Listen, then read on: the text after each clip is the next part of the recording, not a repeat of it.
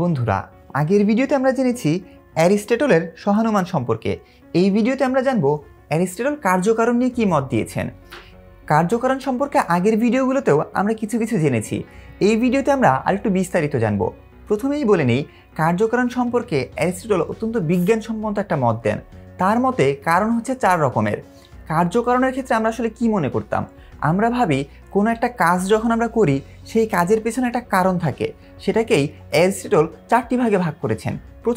প্রথমেই হচ্ছে উপাদান কারণ, দ্বিতীয়ত আকার কারণ, তৃতীয়ত নিমিত্ত কারণ এবং চতুর্থত উদ্দেশ্য কারণ। উপাদান কারণটা কি? একটা উদাহরণ দেওয়া যাক।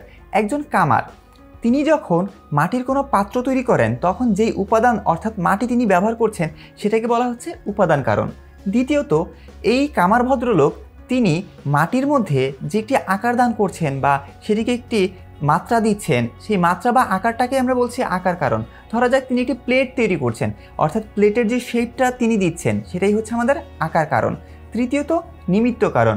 নিমিত্ত কারণটা হচ্ছে তিনি কোনো একটা কিছুর জন্যই কাজটা করছেন, সেই যে জন্য কাজটা করছেন তাকে আমরা বলছি নিমিত্ত কারণ। এবং চতুর্থত উদ্দেশ্য কারণ।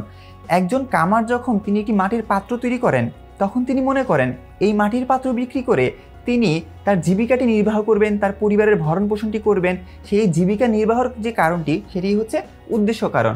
একজন ভাস্কর্যের কথা যদি আমরা চিন্তা করি, তিনি কিন্তু মাটিতে তার শিল্পী সত্তার যে প্রকাশ, সেই প্রকাশটি করেন মাটিতে আকার দেওয়ার মাধ্যমে। অর্থাৎ এখানে তার উদ্দেশ্যটা হচ্ছে সৃজনশীল একটি প্রকাশ, সেটি হচ্ছে আমাদের উদ্দেশ্য কারণ। এখন এই 4টি কারণের পরবর্তীতে অ্যারিস্টটল সহানুমানের ধারণা দিতে গিয়ে আরও কয়েকটা বিষয় প্রবর্তন করেছেন। সেগুলো কি?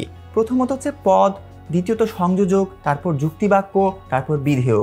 পদ হচ্ছে কোনো একটা বাক্যে আমরা যে শব্দগুলো ব্যবহার করি সেগুলোই পদ। সংযোজক কোনগুলো? কোন যৌগিক বাক্যগুলোতে আমরা কিন্তু, এবং, অথবা এই যে শব্দগুলো আমরা ব্যবহার করি এই শব্দগুলোই হচ্ছে আমাদের সংযোজক। অর্থাৎ যৌগিক বাক্যের ক্ষেত্রে আমরা এমন কিছু শব্দ যুক্ত করি যেই শব্দগুলো যুক্ত করার মধ্য দিয়ে আমরা একটি বাক্যের 2টি অংশ পেয়ে থাকি, সেটাকে বলা হচ্ছে সংযোজক। তৃতীয়ত যুক্তিবাক্য। আগের ভিডিওতে আমরা দেখেছিলাম একটা যুক্তি দিতে গেলে যখন আমরা অনুমান করতে যাই তখন কয়েকটি বাক্য আমরা ধরে নেই। যেই বাক্যগুলো আমরা ধরে নেই সেই বাক্যগুলোকে আমরা বলি যুক্তিবাক্য বা আশ্রয় বাক্য। এবং তারপরে আসে বিধেয়ক। বিধেয়ক জিনিসটা কি? আমরা বাংলা বইতে পড়েছিলাম যে একটি বাক্যে পদ থাকে, একটি হচ্ছে উদ্দেশ্য পদ আর একটি হচ্ছে বিধেয় পদ, বা একটি হচ্ছে উদ্দেশ্য আর একটি হচ্ছে বিধেয়। এবং এখানে উদ্দেশ্য এবং বিধেয়র মধ্যে যেই শব্দটা সম্পর্কটা তৈরি করে সেইটাকে আমরা বলি বিধেয়ক। বিধেয়ক নিয়ে আমরা পরবর্তীতে 4র্থ চ্যাপ্টারে আরও অনেক বিস্তারিত জানব।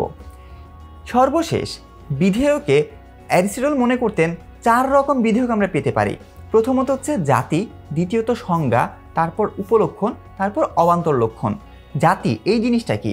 ধরো আমরা যখন কোনো প্রাণীর নাম বলছি, যেমন ধরো ডলফিন অথবা মানুষ, এই প্রাণীগুলোকে আমরা স্তন্যপায়ী বলছি। এই যে স্তন্যপায়ী শব্দটা এটা একটা জাতিকে প্রকাশ করছে, যেই জাতির মধ্যে অনেকগুলো প্রাণী সংযুক্ত। তারপরের বিধেয়কটি হচ্ছে সংজ্ঞা। সংজ্ঞা জিনিসটা কীরকম? আমরা যখন কোনো একটা বস্তু বা ব্যক্তি সম্পর্কে জানতে চাই তখন অনেকগুলো বৈশিষ্ট্যের মাধ্যমে জানি।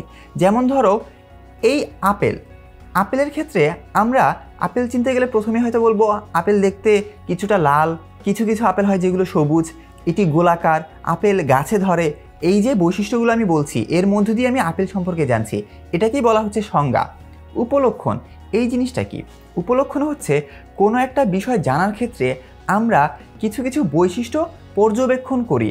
অর্থাৎ ধরো আমি যখন বলছি যে আজকে বৃষ্টি হবে অথবা এখন অনেক বেশি গরম পড়ছে, এই বলার মধ্য দিয়ে আমি অনেকগুলো বৈশিষ্ট্য পর্যবেক্ষণ করছি, যার মধ্য দিয়ে আমি এই অনুমানটি করছি বা এই ধারণাটি করছি। এটিকেই বলা হচ্ছে আমাদের উপলক্ষণ। তার পরবর্তীতে অবান্তর লক্ষণ। একটি কাজ বা একটি ঘটনা ঘটে যাওয়ার পর তার যে ফলাফলটা আমরা পাই সেটাকে আমরা বলি অবান্তর লক্ষণ।